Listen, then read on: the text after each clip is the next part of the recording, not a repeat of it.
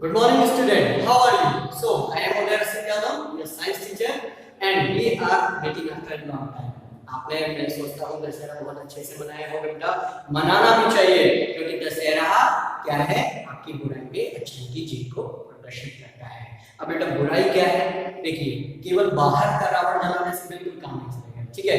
आपको अपने अंदर की जो बुराइयां हैं, ठीक है, बैड हैबिट्स जैसे कि एंगर है, झूठ बोलना है, ठीक है, मक्कारी करना है, धूर्तता है, ये जो रावण वाली प्रोपेंसिटी है, इनको जला के राख करना पड़ेगा, ठीक है। तो इसी एम को लेके हम जीवन में आगे बढ़ेंगे, ठीक है। आज हम एक नया चैप्टर स्टार्ट करने जा रहे हैं, दैट इज कॉल्ड हेरिडिटी। उसका नाम क्या है चैप्टर का बेटा? हेरिडिटी। हेरिडिटी,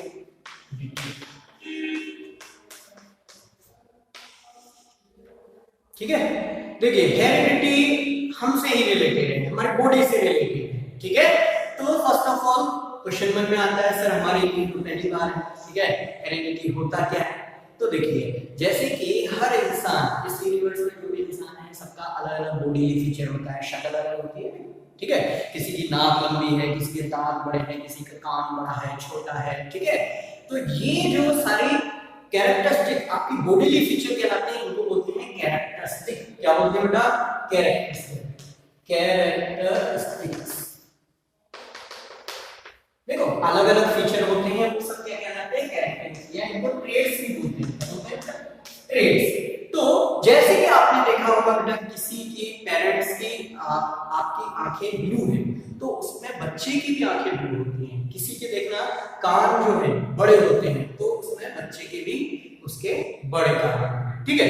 इसी तरह से कोई हैंडसम होता है, ठीक है, मान ली कोई पेरेंट्स हैंडसम है, तो उनका बच्चा भी क्या होता है? हैंडसम होता है। फिर काला है बेटा, साउथ अफ्रीका का है, तो बेटा अमेरिका जैसा बच्चा पैदा होगा कि नहीं, वो काला ही होगा। तो ये कैरेक्टरिस्टिक है, ट्रेड्स हैं, वो एक जनरेशन से दूसरी जनरेशन तक क्या होती है? ट्रांसफर। और यू कैन से पेरेंट से बेटा अगली जनरेशन तक क्या होती है? Transfer. This process is called heredity. Heredity क्या है बेटा? मैं यहां पे लिख देता हूं बेटा, transfer, transfer of traits from parents to offspring या चिल्ड्रन।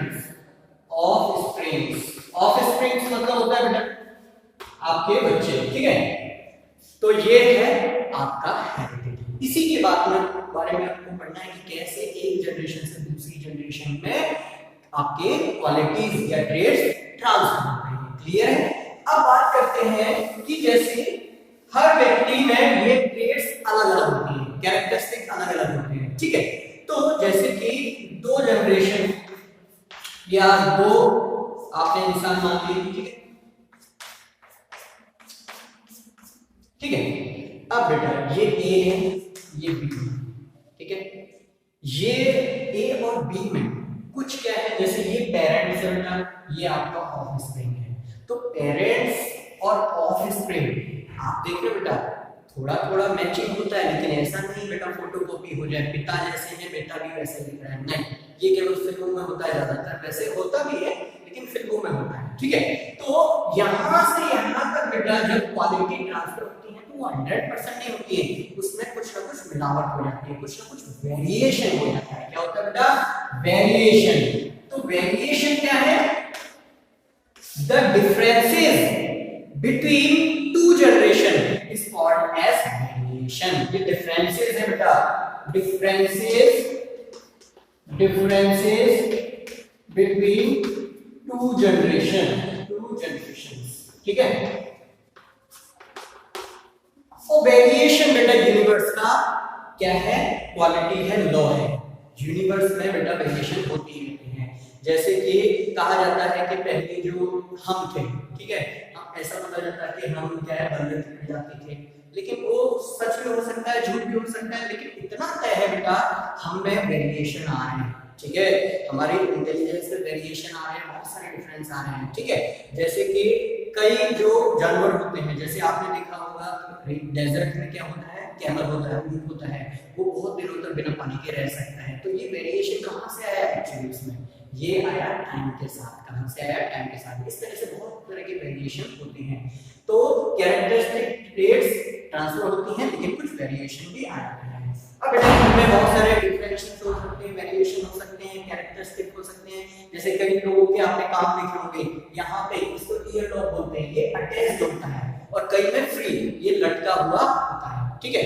कुछ काले होते हैं, कुछ गोरे होते हैं, ठीक है, कुछ हैंडसम होते हैं, कुछ उतना हैंडसम नहीं होते हैं। तो ये सब कैरेक्टरिस्टिक या ट्रेट्स हैं। अब बेटा ये एक पीढ़ी से दूसरी जनरेशन तक कैसे जाते हैं?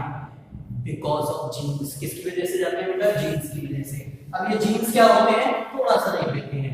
जैसे कि हमारी बॉडी है बेटा, इसमें सेल्स हैं, आपको पता है, ये बॉडी है, ये सेल है, और सेल के अंदर होते हैं बेटा क्रोमोसोम्स। क्या होते हैं? क्रोमोसोम्स। और हमारी बॉडी के अंदर बेटा 23 पेयर है क्रोमोसोम के। कितने हैं? 23 पेयर, ठीक है। इसमें बेटा मेल और फीमेल, मेल फीमेल, मेल और फीमेल 22 सेम होते हैं बेटा। एक डिफरेंट होता है, मेल में XY होता है, फीमेल में XX, ठीक है। तो ये 23 जोड़े हैं, 23 पेयर है, 22 22 बराबर होते हैं। और एक आपका डिफरेंस, यही बेटा डिसाइड करता है कि रिप्रोडक्शन के बाद कोई चाइल्ड मेल होगा, गर्ल होगा या बॉय, ठीक है। Y है तो बॉय है, X है तो गर्ल, ठीक है। अब ये बेटा इसमें बेटा क्रोमोसोम्स में बहुत सारे क्या होते हैं? डीएनए, ठीक है। और डीएनए के अंदर बेटा होती है जीन्स। क्या होते हैं? जीन्स। और यही जीन्स बेटा आपकी जैसे कोई भी ट्रेट्स है, कैरेक्टरिस्टिक है, उसको एक जनरेशन से दूसरी जनरेशन तक ले जाने का काम करते हैं, ठीक है। ओके, सो इनको बेटा, इन वाले जीन को, ठीक है, ये जो क्रोमोसोम का पेयर है, इसको आप रिप्रोडक्शन या मेल फीमेल डिसाइडिंग फैक्टर भी बोल सकते हैं, ठीक है। अब ये जो जीन्स है बेटा, ये क्या करते हैं? ट्रांसफर करते हैं, ठीक है। अब दो तरह के ये जीन्स होते हैं। कितने तरह के हैं? दो तरह के। ये होते हैं डोमिनेंट। क्या होते हैं बेटा? Dominant, dominant. एक होते हैं रिसेसिव। क्या होते हैं बेटा? रिसेसिव। डोमिनेंट का मतलब है बेटा जो उभर के बाहर आता है, जो दिखता है। रिसेसिव दिखता नहीं है, ठीक है, वो अंडर डेवलप्ड होता है, ठीक है। जैसे कि हम अभी मेंडल की जो ग्रेगर मेंडल की सीरीज है पीस वाली, उसमें बहुत ही बखूबी देखेंगे इन सारी चीजों को।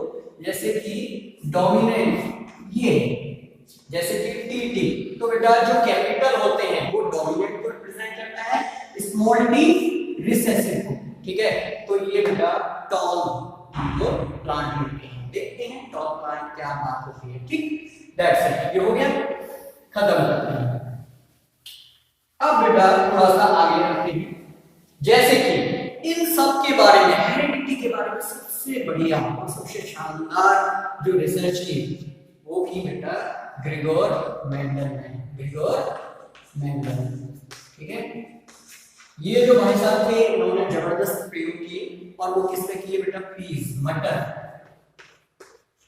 ठीक है, मटर के पौधों पे, प्लांट्स पे किए, ठीक है। अब मटर का ये केवल लिया हमने, उसको ऑरेंज, बनाना, एप्पल, ग्रेप्स ये जो पसंद नहीं है, क्यों बेटा? इसमें कुछ स्पेशल कैरेक्टरिस्टिक होते हैं। उसने इसके 3 कैरेक्टरिस्टिक लिए एक्चुअली। कौन कौन से बेटा? एक तो इसका क्या लिया बेटा? टॉलनेस और ड्वार्फनेस। टॉलनेस, टॉल और ड्वार्फ।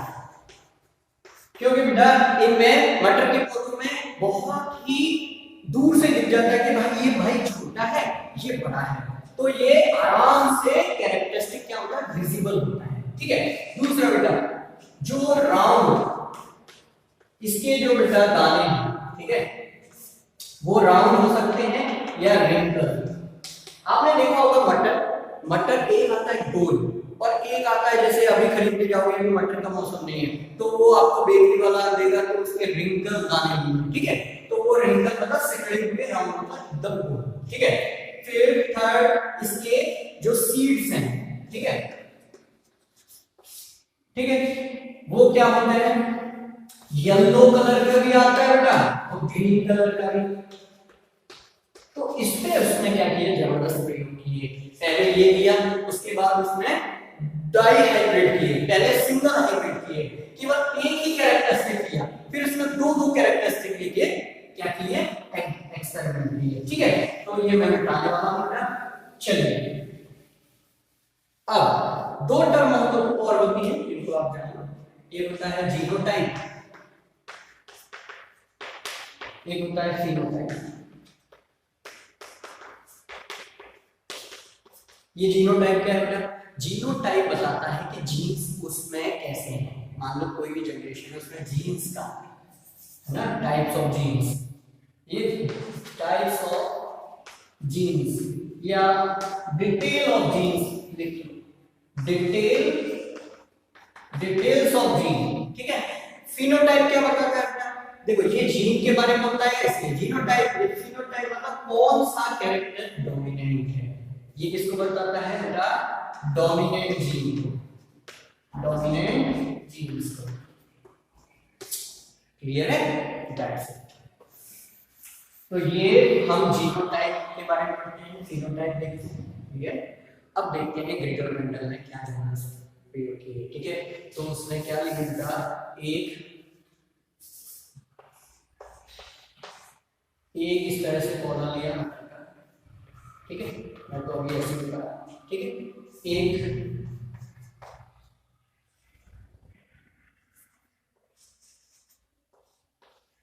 ये बेटा टाल और ये डॉर्फ। देखो, टाल का मतलब लंबे, डॉर्फ मतलब छोटे। ठीक है, टाल और डॉर्फ में क्या कराया बेटा? हाइब्रिड। उनके बीच में क्या कराया?